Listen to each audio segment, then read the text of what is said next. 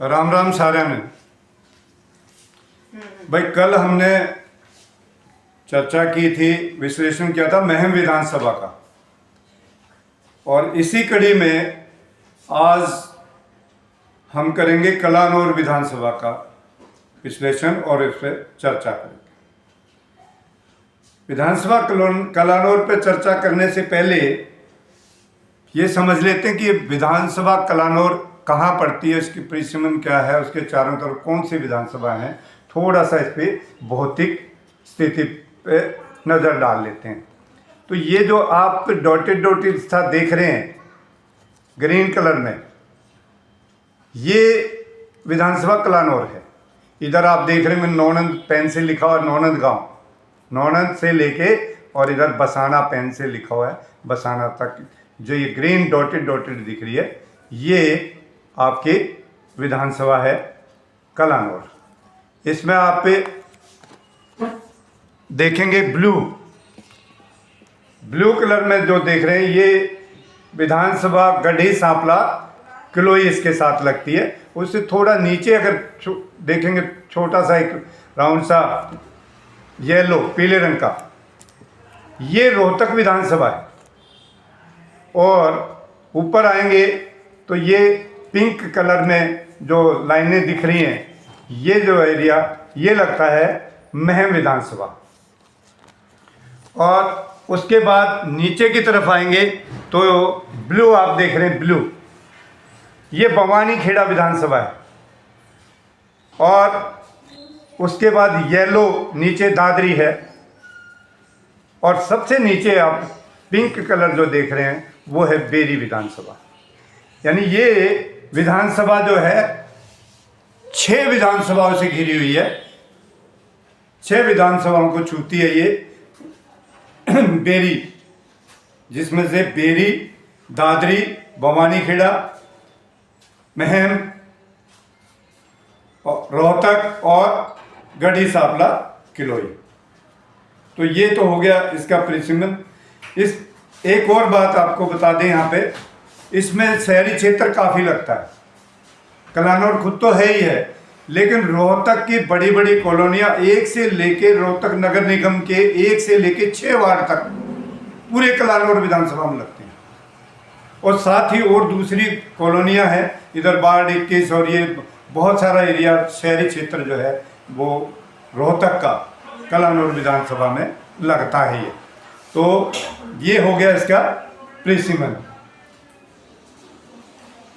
अब बात करते हैं इस विधानसभा की खासियत पे। इस विधानसभा की खासियत ये है, बहुत ज़बरदस्त विशेषता है, ये बिना ही आरक्षण के महिला सीट जैसी आपको लगेगी। ये महिला सीट है। कैसे? 1991 से लेके अब तक लगातार महिलाएं इस सीट को जीतते आई हैं। 1991 में करतार देवी विधायक बनी थी। करतार देवी उससे पहले भी एक बार बनी है। ये कुल टोटल 4 बार विधायक बनी है करतार देवी। तो दूसरी बार जब बनी 1991 में, और तीसरी बार 1996 में बनी। फिर 2000 में बनी सरिता नारायण। फिर 2005 में एक बार फिर करतार देवी बनी। यानी करतार देवी टोटल 4 बार बनी। उसके बाद 2009 में यहाँ से विधायक बनी शकुंतला खटक जी। 2009, 2014, 2019 लगातार हैट्रिक लगा चुकी हैं शकुंतला खटक जी। और बीजेपी के, ये कांग्रेस की विधायक हैं, बीजेपी के रामअवतार वाल्मीकि लगातार वो भी हैट्रिक लगा चुके हैं हार का। वो लगातार हारते हुए आए हैं। यानी कि ये भूपेंद्र हुड्डा प्रभावित पूरा क्षेत्र है, और भूपेंद्र हुड्डा खेमे से ही शकुंतला खटक है। अब यहाँ पे देख लेते हैं कि 2014 में क्या पोजीशन थी, कौन कितने वोटों से जीता। इससे पहले अगर इस पे एक टोटल ओवरऑल पे नज़र डाल लें कि यहाँ पे कितने वोटर हैं और क्या स्थिति है, तो ज़्यादा सही रहेगा। कलानौर विधानसभा 63 नंबर। ये आरक्षित है अनुसूचित जाति के लिए, अनुसूचित जाति के लिए आरक्षित है, SC सीट है ये।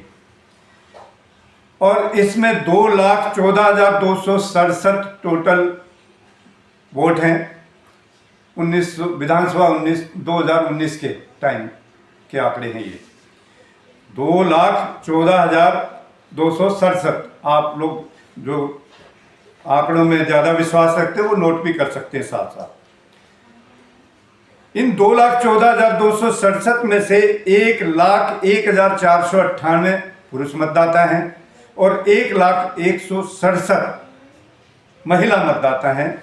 1972 सर्विस पेशा मतदाता हैं और 1,751 दिव्यांग मतदाता हैं।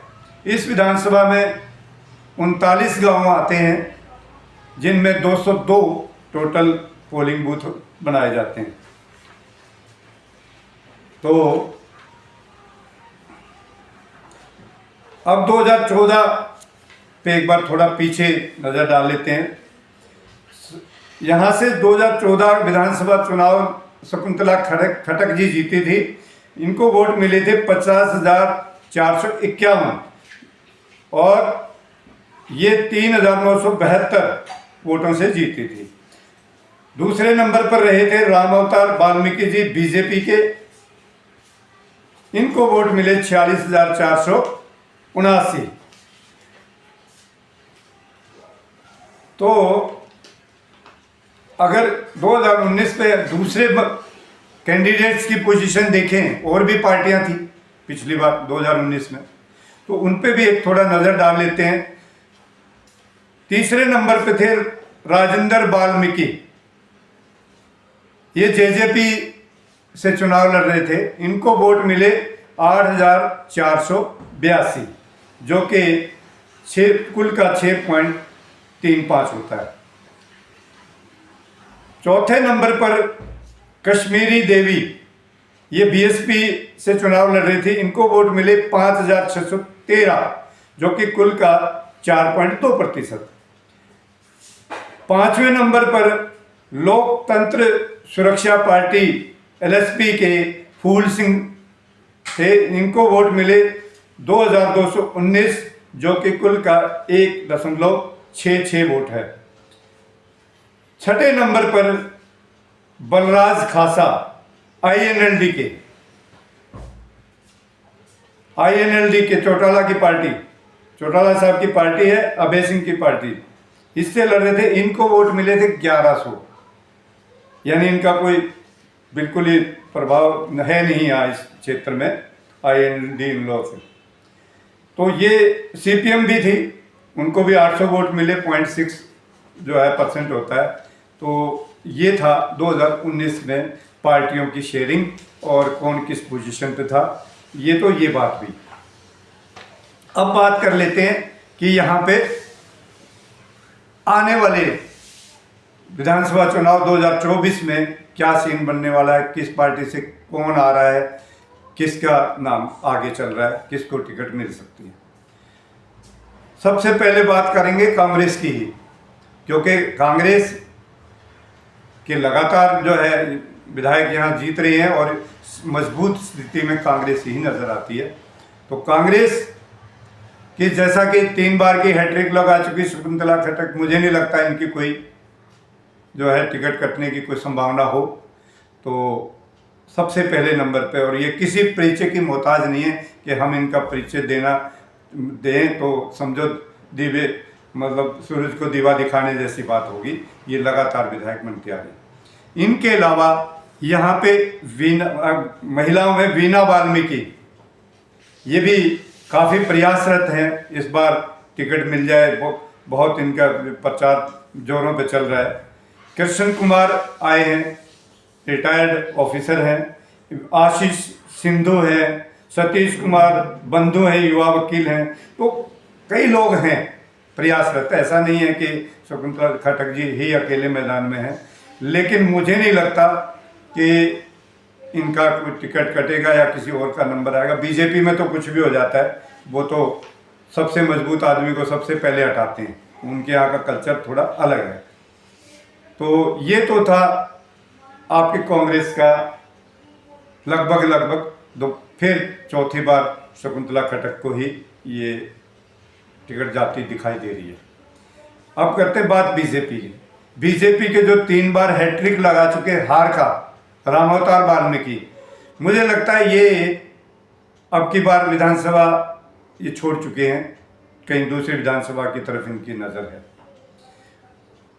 अभी एक वीआरएस लेके आए हैं अमरजीत सिंह, उसके बाद इनका नाम चल रहा है ओएसडी, सीएम साहब के ओएसडी रहे, खट्टर साहब के भी और गवर्नर साहब के भी ये ओएसडी रहे हैं। अमरजीत सिंह एचसीएस हैं, इन्होंने वीआरएस लिए 3 महीने पहले, बीजेपी ज्वाइन करी है 3 महीने पहले वीआरएस लेके, तो ये काफ़ी आगे दिख रहे हैं दौड़ में। उसके बाद रेणु डाबला जी हैं। रेणु डाबला रोहतक नगर निगम की सबसे पहली मेयर रेणु डाबला जी बनी थी और ये कांग्रेस के टिकट पे पार्षद थी उस समय। रोहतक शहर की सबसे पहली मेयर हैं। ये भी परिचय की मोहताज नहीं है। इनका क्षेत्र जो है ये भी किलोई करनाल अपना कलानौर ही पड़ता है। इनका घर उसी बस्ती में आता है जो वहाँ पे किलोई विधानसभा अपना कलानौर विधानसभा लगती है। अगला नाम आ रहा है सूरजमल किलोई। रोहतक नगर निगम से डिप्टी मेयर की दावेदारी छोड़ी थी। इनकी पत्नी है पूनम देवी, पूनम किलोई के नाम से वो प्रसिद्ध हैं। तो राजू सहगल जो डिप्टी मेयर बने, उनके लिए इन्होंने सीट छोड़ी थी पिछली बार, तो अब उसी एवज में ये कह रहे हैं कि हमें टिकट दो जी। ये टिकट मांग रहे हैं अपने कलानौर विधानसभा से। मनीष ग्रोवर जी के खास चहेते हैं, तो मुझे लगता है ये भी दौड़ में काफ़ी आगे चल रहे हैं। उसके अलावा भी जयंत कलिंगा हैं, सुमिता भाटिया जी हैं महिला प्रभारी कलानौर की, तो कई लोग और हैं। इनमें से मेरी अपनी निजी राय है कि रेणु डाबला और अमरजीत सिंह एचसीएस जो है रिटायर्ड अफसर, उनका नाम काफ़ी आगे चल रहा है। बाकी तो बीजेपी है, इनके किसी को कुछ भी दे देती है। हमने 2 पार्टियों की बात कर ली अभी, ने 2 नेशनल पार्टियों की बात करी।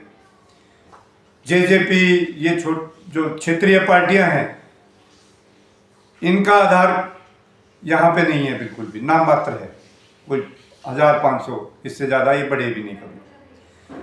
अब एक तीसरी पार्टी और आ रही है, आम आदमी पार्टी, नेशनल पार्टी है और बड़ी ज़ोर शोर से प्रचार चल रहा है। अभी 15 दिन में 45 रैलियाँ बड़े नेता केंद्र के भगवंत मान जी जो है ना, इन्होंने की है अभी, और इन्होंने अपने पक्ष में काफ़ी अच्छा माहौल बनाने की पूरी कोशिश की है। तो आम आदमी पार्टी का यहाँ से कौन संभावित हो सकता है, उस पर अगर थोड़ा नज़र डालें तो कई लोग हैं। एक सबसे पहला नाम मैं लूँगा, डॉक्टर परवीन हैं, MBBS MD डॉक्टर है ये, सिविल हॉस्पिटल में नौकरी अभी तक थी, अभी भी कर रहे हैं, लेकिन उन्होंने यहाँ से अपने वीआरएस मांग ली है और नौकरी से रिजाइन आगे भेज दिया है इन्होंने। तो ये टिकट मांग रहे हैं डॉक्टर परवीन लांगियान जी। काफ़ी मेहनती डॉक्टर भी हैं और मेहनती कार्यकर्ता भी हैं, पार्टी में काम भी करते रहे। अभी कुछ दिन से देख रहे हैं कि ग्राउंड पे जा रही है लगातार। परवीन लांगियान के बाद नरेश बागड़ी एक नाम आ रहा है, सतीश खनगवाल जो कि रोहतक के रहते हैं, जो कलानौर के हल्के में जो कॉलोनियाँ पड़ रही हैं उसी क्षेत्र में रहते हैं, सतीश खनगवाल जी, ये बड़े मेहनती हैं ये भी। और जसवंत अम्बेडकर एक और नाम है, जसवंत अम्बेडकर, ये मुझे लगता है सबसे ज़्यादा मेहनती हैं और ग्राउंड पे इनका प्रचार भी दिखता है, अच्छे मतलब मजबूत कार्यकर्ता ये आम आदमी पार्टी के हैं। तो इनमें से अगर जसवंत या डॉक्टर प्रवीण लांगियान को टिकट जाती है तो ये यहाँ भी त्रिकोणीय मुकाबला बनने की पूरी संभावना हो सकती है। तो भविष्य के गर्भ में वो तो कौन किसको टिकट, कौन पार्टी किसको देगी, तो एक बार फिर इस पर चर्चा कर लेंगे जब उम्मीदवार सामने आ जाएंगे। तो फिलहाल का अभी तक का तो ये सिनेरियो है।